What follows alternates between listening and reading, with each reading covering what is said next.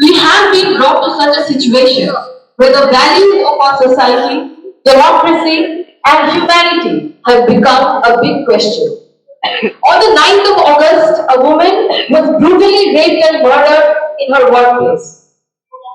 As the days passed, we have realized how the institutions of human civilization that we have created have become totally dysfunctional. The very fact that this heinous crime could take place, the deliberate investigational hurdles, the need to ask for justice on the streets, all of these are proof that all these institutions that we have created are completely dysfunctional. Additionally, we are also faced with a very slow system that delivers justice and administrative resistance to our protest. We have seen it all in the last 3 months. We also learned about some horrific incidents of rape and murder.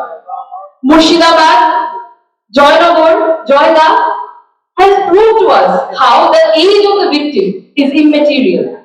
That any heinous crime can happen to anybody, anytime, in any situation. Do we call this human progress? Or are we deluded enough to substitute technological advancement and call it human progress? Has there been any progress at all? We should be asking ourselves. The irony is really in the fact that all of these incidents occurred while we were hitting the streets, while we were protesting on Rajpath, crying for the justice for Oya. However, amidst this hopelessness, in this journey to seek justice, we have found fearlessness that is infectious. We have found the existence of strong spines. We have found the strength to fight hand in hand against all adversities. We have found the warriors who echoed the song of justice with us at Shastri Bhavan, CGO, Lal Bazar, Dharmatola. We have seen all heroes from all parts of our society. Standing at this juncture, if we must evaluate what have we gained, we must begin with the justice for Oya. There has been an organized attempt at hushing up the case by cremating her body in a very hasty manner, contaminating and vandalizing the crime site, suppressing protesting voices, and explaining the crime by arresting only one accused. This people's movement has successfully brought light onto this narrative that this is but an institutional murder.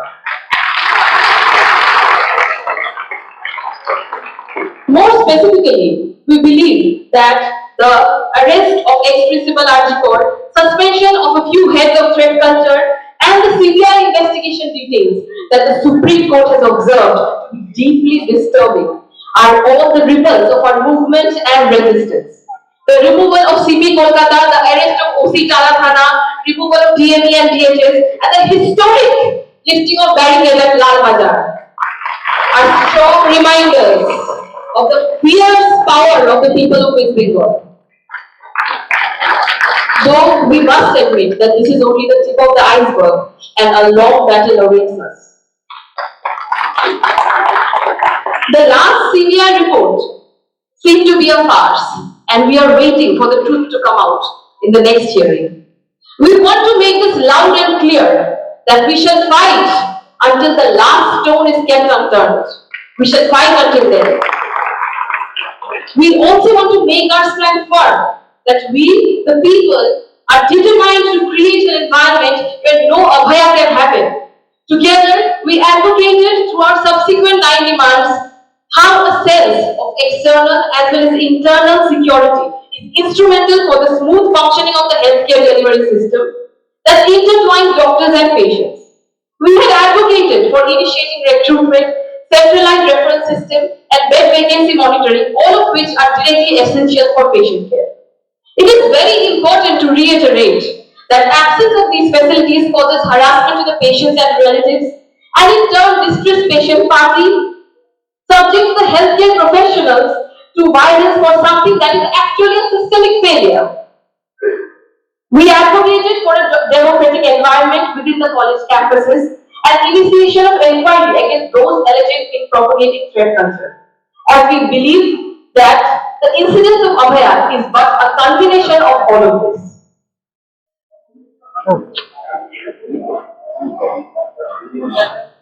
We advocated for the removal of Principal Health Secretary as we have documented evidence pointing towards administrative failure for his position, and we have submitted the documents to the Honorable Chief Minister and we are awaiting appropriate action. We want to make it very clear that we demand justice that is both retributive as well as preventive. Our brave warriors went on a hunger strike for 18 days consuming only water. Their health deteriorated, but never their will, never their smile. What we have witnessed is an ocean of love and support from everyone, praying for them and hoping that the government takes a human view of the matter and addresses them urgently, as all our demands have been clearly formulated and are justified in resonating with the preventive justice of Abhaya incidents. We spent Durga Pujo slogan hearing Utsav the Biplov. We decided Biplov. We decided it's not celebration, revolution. However, the government only responded after many days of their health worsening and only after we warned of being compelled to call a health strike if our demands were not met. They not only did not categorically respond to our very well-formulated demands and the image 10-point demands, but also did not inform us anything about the live streaming. There are two very crucial things to note here. First, that they did not seem it important that they should have taken the consent. This only points how demeaning it is to the people we represent, the dignity of the people we represent, how demeaning it can be.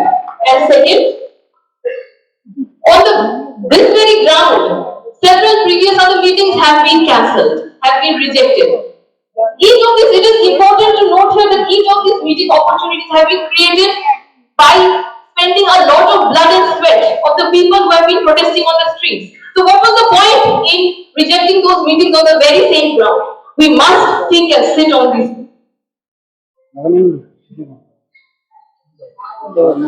However, what this live streaming has actually done very lucidly is it has established what an intimidating body language looks like, including the principals of the various medical colleges, and we should remind ourselves, all of them are learned assets of our society.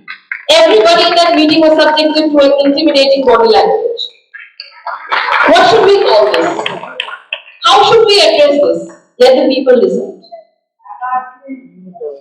As we have gathered here today in this mass convention, representing the people who have bruised their feet walking the Rajpath, crying for Abhaya's justice, we want to know from the people on ways to take our movement forward, stronger and more resolute than ever. We want to learn from this collective experience.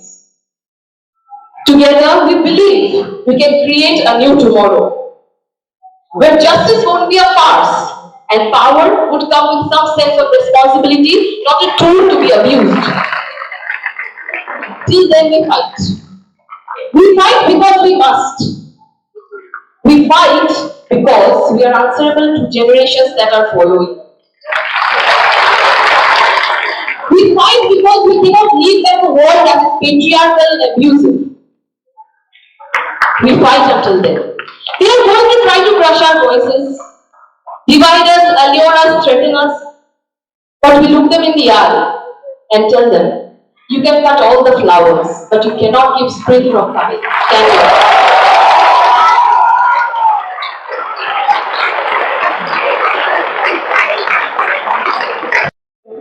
যারা অংশগ্রহণ করেছেন, আমার junior doctor ভাই বোনেরা, আমার senior কলিগরা, সাধারণ মানুষ, সবাইকে আমি আমার সংগঠনের পক্ষ থেকে অভিনন্দন জানাই। 9ই আগস্টের পর থেকে আজ পর্যন্ত যেভাবে আন্দোলন চলেছে, যেভাবে সারা পশ্চিমবঙ্গের সাধারণ মানুষকে উদ্বেলিত করে তাদের অংশগ্রহণ করিয়েছে, তাতে কিন্তু শাসকের আজ টলমল হয়ে গেছে আসন।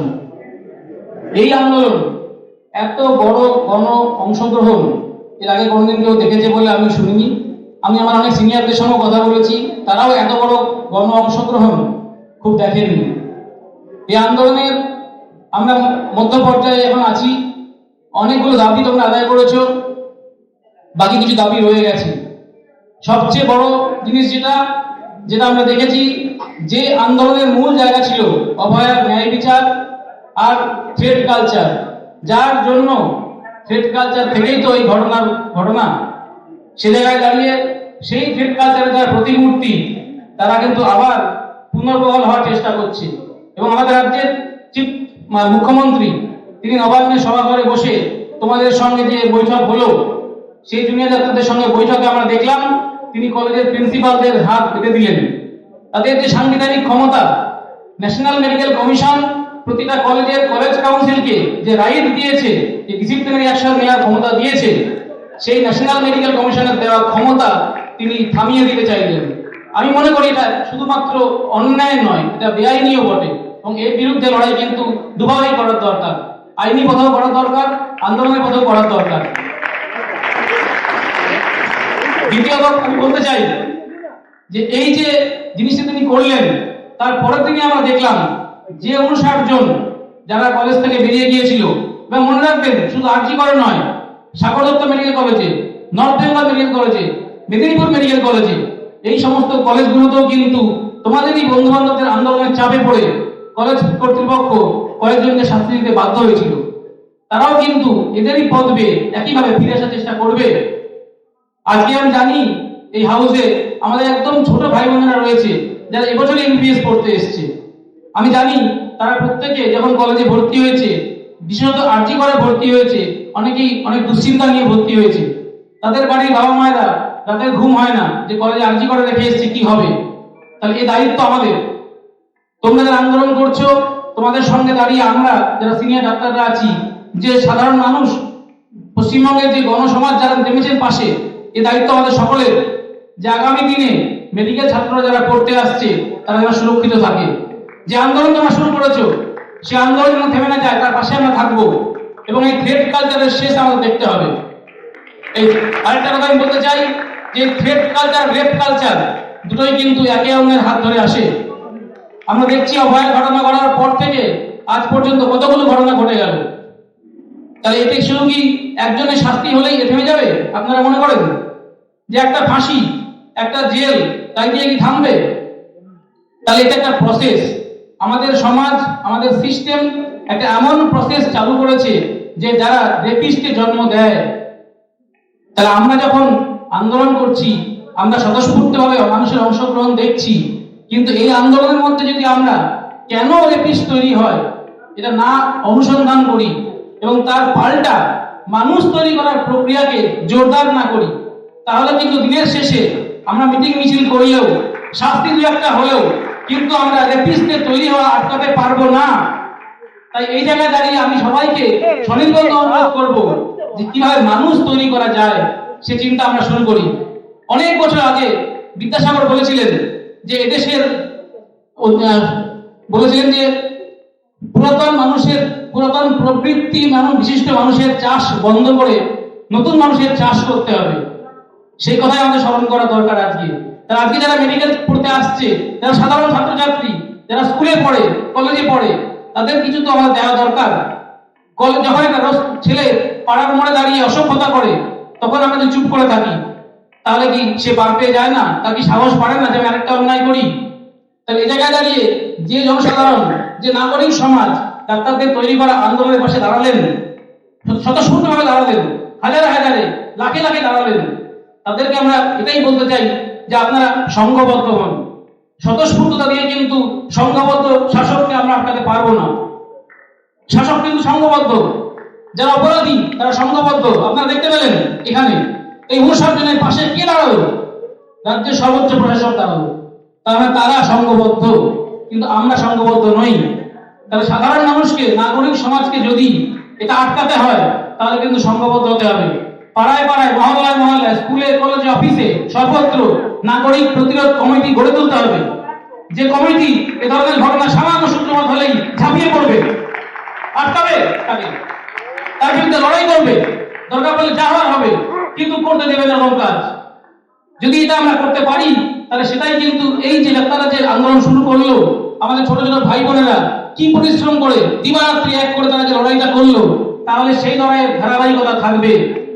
মনে রাখতে হবে এরা কিন্তু ডাক্তার, এরা 17 দিন অনশন করেছে, কিন্তু এবার ডিউটি শুরু হয়েছে, এদের পরীক্ষা আছে অনেকে। তাই এদের পক্ষে কিন্তু এই আন্দোলনের ব্যাটন, এটা ম্যারাথন রেস, রিলে রেস, এমন নয় যে এদেরকে এরা বয়ে নিয়ে যেতে হবে। তাই এই দায়িত্ব নাগরিক সমাজকে নিতে হবে, এদের পাশে থাকবে। এরা কেউ লড়াই ছেড়ে চলে যাবে না, এরা সবাই থাকবে, আমরা জানি, আমরাও পাশে থাকবো। কিন্তু আপনারা দায়িত্ব নেবেন তো আমাদের সঙ্গে, এই প্রশ্ন আমার রইল। আর একটা লাস্ট কথা বলে আমি শেষ করব, সেটা হচ্ছে বিচার। আমাদের দেশে অত্যন্ত দুঃখের সঙ্গে বলতে চাই যে মানুষ কি সত্যি বিচার পায়? সাধারণ মানুষ কি বিচার পায়? সাধারণ মেয়ে বিচার পায়? এরকম ঘটনায় বিচার কি পেতে দেখি আমরা? পুলিশ স্টেশনে আটকে যায়, ভয় দেখায়, তাকেই দোষী বানিয়ে দেয়, তার বাপ মাকে জেলে পুরে দেয়, এই তো চলে। তাহলে এই ঘটনায় আমরা এতদূর পর্যন্ত এসেছি, সিবিআই এনকোয়ারি করছে, সুপ্রিম কোর্ট মনিটর করছে, তারপরেও আজকে আমরা দাঁড়িয়ে বুকে হাত দিয়ে কজন বলতে পারবো যে অভয়ার প্রকৃত দোষীরা শাস্তি পাবে? কজন বলতে পারবো আমরা? বরং আমরা মনে করছি বিচার পাবো না। আমাদের কিন্তু এখন যদি আমরা বুকে হাত দিয়ে দেখি, সবার মনে এটা আছে বিচার হয়তো হবে না। যতই আমাদের আইনজীবী বন্ধুরা আশ্বাস দিন, কিন্তু আমাদের বুকের মধ্যে এটা আছে যে বিচার হয়তো হবে না। তাই এটাও বুঝতে হবে রাষ্ট্র যারা চালায় তাদেরকে, যে যদি বিচার দিনের পর দিন না হয়, তাহলে মানুষ কিন্তু যে সিস্টেম বিচার দিতে ভুলে গেছে, সেই সিস্টেমকে ক্ষমা করবে না। কোন যুগে ইতিহাসে কখনো অত্যাচারী শাসকরা শেষ কথা বলে না, শেষ কথা বলে মানুষ, সংঘবদ্ধ মানুষ। সেই সময় আজকে আসছে, আমাদের রাষ্ট্রকে চিনতে হবে, সমস্ত আঘাতগুলোকে চিনতে হবে, আমাদের স্বতঃস্ফূর্ততার উপরেও সংগঠন প্রয়োজন। এই কথা বলে সবাইকে আমি আমার অভিনন্দন জানিয়ে শেষ করছি। ধন্যবাদ। We want justice.